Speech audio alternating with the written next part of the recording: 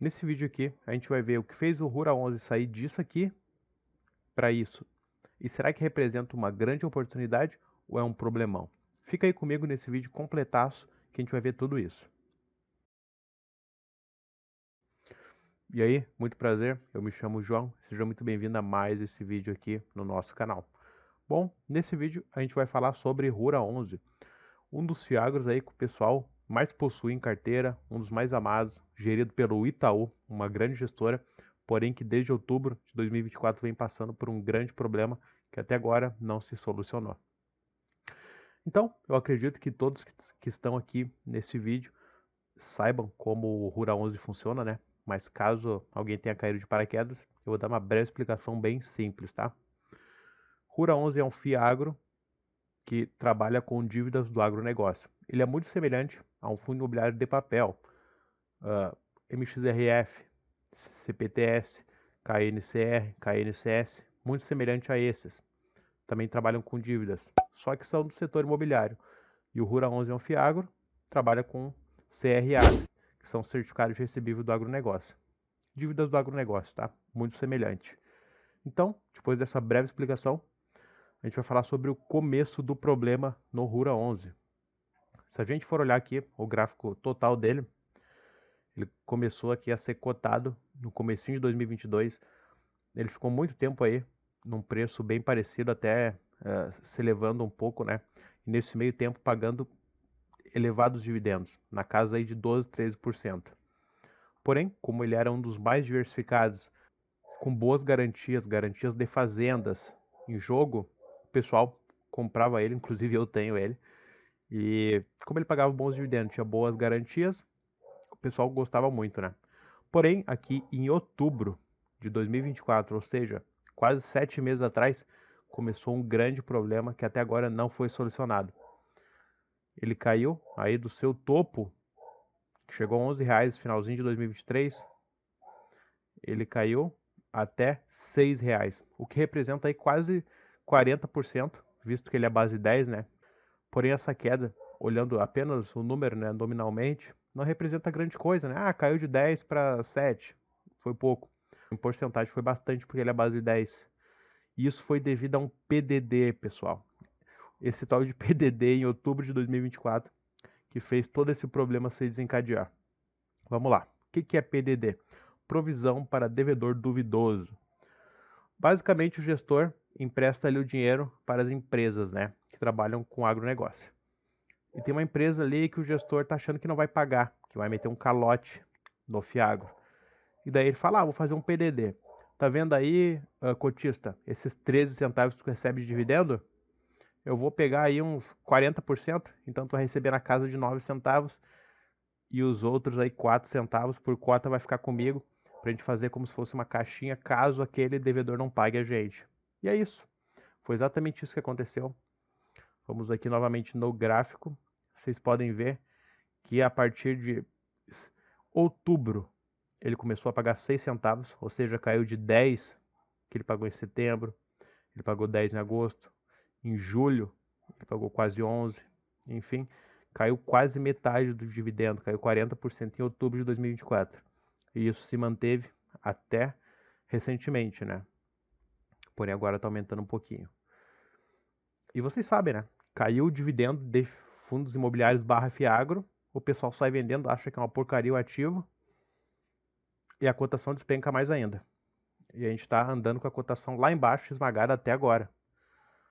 Novamente, ele teve uma recuperaçãozinha até, porque subiu um pouco o dividendo, mas longe de ser o que era ali em 2022/23. Então esse PDD dos camaradas que não pagaram ou que talvez não pagassem o Fiagro começou a jogar lá embaixo. E quem são? Consentini, 3,5 do patrimônio líquido, é um produtor rural do Tocantins e Goiás, né?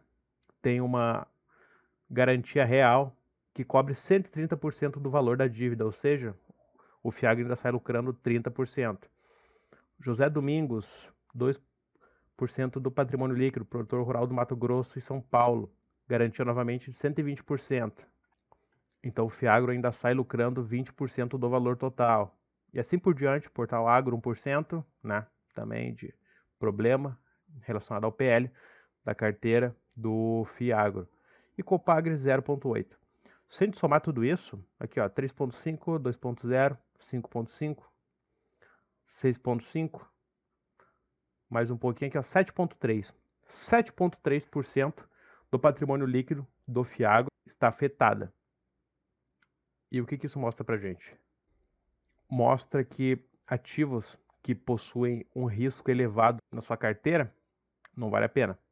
Vocês sabem muito bem o que aconteceu aí com HCTR, com DEVA, com VSHL, que eram ativos de papel, fundos imobiliários de papel, que traziam alto dividendo, porém traziam alto risco também, né? E não teve dividendo que salvou aquele pessoal. Eles investiam, recebiam bastante dividendo, porém quando começou os problemas na carteira desses fundos aí que eu acabei de citar, eles mergulharam 70%, 80%. É só a gente tirar como exemplo isso aqui. Um pouquinho mais de 7% da carteira afetada e ele já é o suficiente para cair 30%. Imagina se grande porcentagem da carteira é afetada. Despenca de uma maneira que não tem quem resista, não tem dividendo que salve tu de não perder dinheiro. Então, eu fui atrás das notícias, né, pessoal? Aqui, ó, fui atrás das notícias. E o primeiro de todos aqui, o Consentini, né? Um produtor de grãos, principalmente. Qual foi o grande problema dele? Pelo que eu olhei aqui nessa notícia um pouquinho antiga, né? Da época ali de 2024, foi o seguinte: o cara se endividou mais do que deveria, ele se alavancou mais do que deveria, a soja teve uma queda na valorização, né? Ela começou a custar menos para ser vendida, além disso teve uma perda na produção, né? Teve uma queda na safra, e o cara não conseguiu manter as dívidas. Foi basicamente esse o grande problema de quase todos. Aqui também, ó, José Domingos, só que aqui eu não achei quase nada de informação. Portal Agro também aqui, ó, Grupo Portal Agro pede recuperação, que são os devedores do Fiagro lá, ó, como a gente pode ver aqui no relatório gerencial, ó, Consentini, José Domingos, Portal Agro e Copagri. Sobre esse aqui eu não achei nada. Então, eu achei essa notícia aqui também, que na parte de rentabilidade, que em linhas gerais, o resultado econômico mostra a redução dos valores de fertilizantes e defensivos agrícolas, que ajudariam a reduzir o custo da produção da safra em 2023-24. Ou seja, era para melhorar a safra, né? Porque ficou mais barato os insumos. Só que, por outro lado, a queda de produtividade e baixo patamar de preço da soja, do milho e do trigo anularam o efeito positivo sobre a rentabilidade. Ou seja, baixou o custo operacional, tanto em fertilizantes e tal, porém também ficou mais barato o que eles vendem. Então, na verdade, ficou no 0 a 0, né? Ou até negativo. E o pessoal não conseguiu manter a dívida. O pessoal aqui não conseguiu manter a dívida, deu o calote ali no Fiagro, por isso eles fizeram o tal do PDD, que foi o que abriu essa grande janela de oportunidade na minha visão. Não é uma recomendação de compra ou venda, eu nem poderia fazer isso, né? Sou um investidor amador, apenas um entusiasta do mercado, porém, na minha visão, é uma grande oportunidade. Pelo seguinte motivo, raciocinem comigo, uma pequena porcentagem foi afetada, não foi nem 10%, está longe disso ainda. E já foi suficiente para jogar 30% para baixo. E por que isso? Porque diminui o dividendo, pessoal. E ativos de renda variável, se diminui o dividendo, o pessoal olha com maus olhos, tipo, ah, não vale a pena, tem um grande risco e mesmo assim está pagando pouco, porque eu vou ficar aqui? O pessoal vai lá e vende, não interessa o preço, vende com prejuízo e sai. Isso acaba derrubando mais ainda a cotação. Então foi isso que aconteceu. Na minha visão, é uma grande oportunidade de compra, tá? E se a gente for ver, recentemente começou a subir um pouquinho o dividendo. Começou a subir um pouquinho o dividendo, aí já voltou para 9 centavos, ó, o último rendimento, que foi pago agora dia 7/4. E o que aconteceu? Olha aqui, ó, vamos colocar o último mês, os últimos dias.